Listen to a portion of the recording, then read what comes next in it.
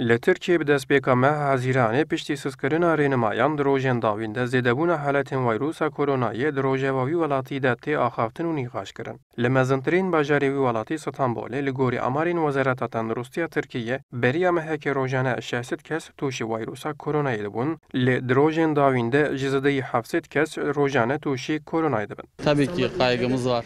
Bêguman ez ji vê rewşa metirsidarim. Qerebalaxeka mezina mirovî li Stenbolê heye. Loma ev jî dibe sedema zêdebûna haletan. Bayağı riskli.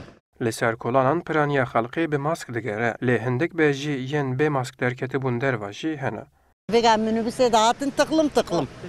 Tamam. Koltuk ede değişir gerek ede habrunini ama şu piyada kaserdili heve. Mi çi fahm kirjivi?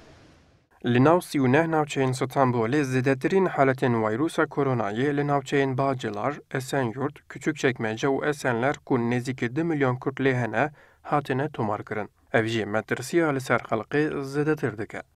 Ya kurmacı me bawarî tişanakim zû. Ku bawer bikune ji xwe ev îro ne halê me bû. Heta ver nava qehwa de ne çixare dikişînin. Tev ji wê lo mê nexweşîna. Dolmuş dişxulin, avê tev dişxulin ji wê lo mê. 2 ay hiç çıkmadım.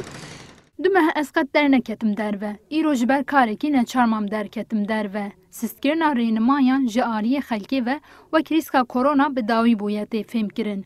Lê nexêr, rîsk hêj didome. Divê kes dev ji rênemayan bernede. Mazurullu. Otogar şurası biliyorsun. Garaj nêzîkî me ye. Gelek koçber tên vir. Li vûlebateke zêde li navçeya me heye. û kesên guh didin hişyariyan jî kêm. Loma haletên vîrusê li vir zêde dibin. Zaten elimizi yüzümüzü yıkayamayız. Li Tirkiye li gorî amarên fermî ji zêdeyî 183,000 kes tûşî koronayê bûne. Piraniya heletan li Stenbolê hatine tomarkirin. Piştî zêdebûna heletên koronayê, bi biryara rayedaran bikaranîna mask li niştecihên Stenbolê hate ferskirin.